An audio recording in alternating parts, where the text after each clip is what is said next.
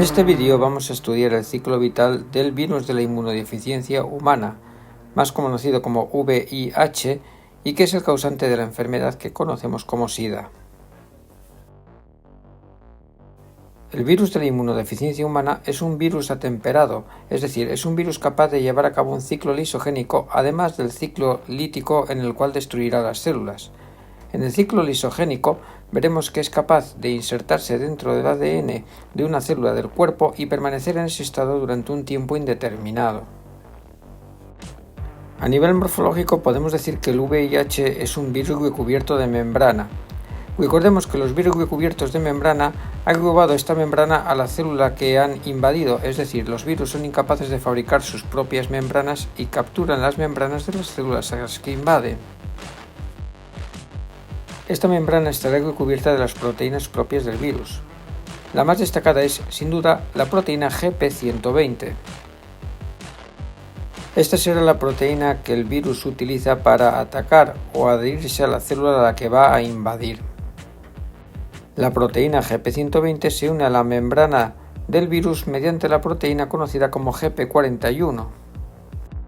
El interior de la membrana que cubre el virus está tapizado con una cubierta proteica en la que destaca la proteína conocida como P17. Los principales componentes del virus se encuentran envueltos en la cápside. La cápside está formada por unas proteínas entre las que destaca la proteína denominada P24. Dentro de la cápside encontramos dos copias del material genético del virus. En este caso se trata de un ARN positivo, es decir, un ARN que podría directamente transcribirse en los ribosomas. Cada copia de ARN positivo se encuentra cubierto de una nucleocápside formada por una proteína que se denomina proteína P7. Además, el virus cuenta con varias copias de las proteínas más importantes para su funcionamiento, entre las que destaca sin lugar a dudas la retrotranscriptasa o transcriptasa inversa. También encontraremos una integrasa y una proteasa. El virus del SIDA ataca fundamentalmente a un tipo de células defensivas denominadas linfocitos y dentro de estos a los linfocitos T colaboradores. Los linfocitos T colaboradores tienen un receptor de membrana conocido como el receptor CD4. La proteína GP120 tiene gran afinidad por este receptor CD4 y hace que el virus se una al mismo. Esta unión de las dos proteínas constituye la fase de absorción. A esto continuará la fusión de las membranas del virus con la membrana plasmática del linfocito T colaborador. Al fusionarse las dos membranas, la cápside puede pasar al interior del citoplasma del linfocito T colaborador, hablándose por lo tanto de fase de penetración. Ahora las proteínas que forman la cápside cambiarán de conformación, liberando el contenido de la cápside en el citoplasma del linfocito. Hablamos de fase de descapsidación. Se liberará por lo tanto al citoplasma el ARN del virus recubierto por la nucleocápside. También se liberará la integrasa y la retrotranscriptasa. El ARN vírico perderá su cubierta de nucleocápside, quedando libre en el citoplasma y permitiéndose de este modo que la proteína del virus conocida como retrotranscriptasa comience a funcionar, es decir, comenzará el proceso de retrotranscripción. La retrotranscriptasa usará el ARN del virus como molde y a partir de él fabricará una doble cadena de ADN vírico. Tras su fabricación, el ADN vírico de doble cadena sufrirá un proceso de ciclación, es decir, formaremos un ADN vírico circular.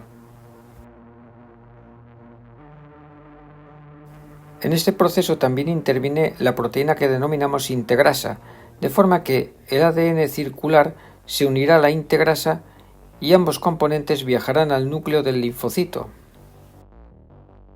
Ya en el núcleo del linfocito, la integrasa llevará a cabo la función fundamental para la que ha sido fabricada, es decir, la integración del ADN del virus dentro del ADN del linfocito.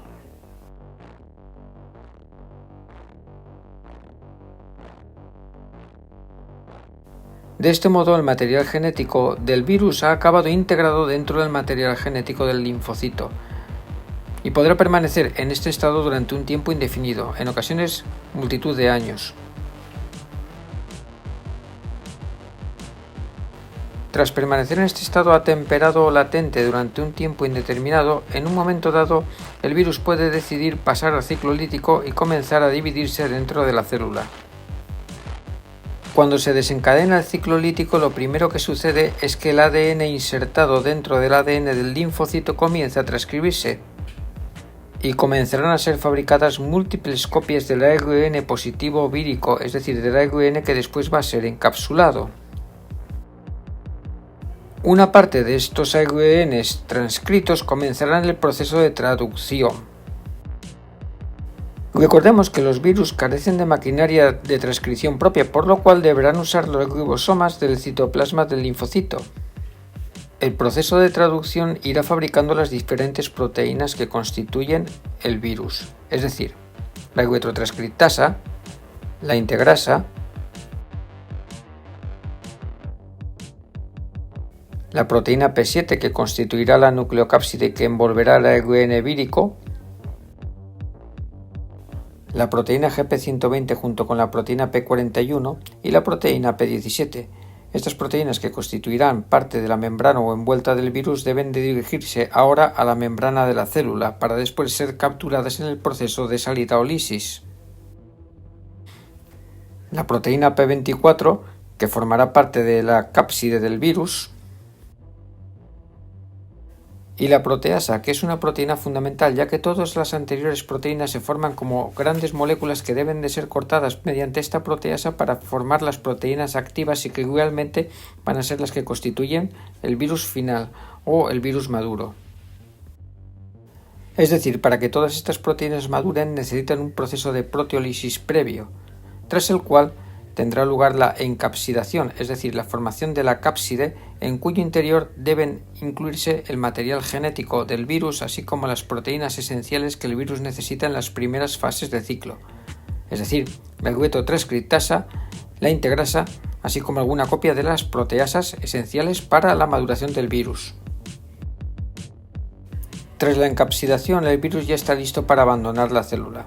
La cápside se dirigirá a la membrana, a esa zona en la que se han acumulado las proteínas GP120, GP41 y P17, y de esta forma la cápside saldrá al exterior mediante un proceso similar a la exocitosis. Esta salida constituirá la fase de salida o lisis. Hablamos de fase de lisis porque la salida en bloque de multitud de copias del virus que han sido fabricadas de una sola vez provocará graves daños en la membrana del linfocito y normalmente llevará a la lisis o muerte celular. Cuando se desencadena el ciclo lítico, normalmente de un solo linfocito podrán salir miles de copias del virus. Se trata de virus activos que podrán, por lo tanto, infectar a otros linfocitos cercanos, haciendo que la infección se extienda rápidamente por todo el cuerpo.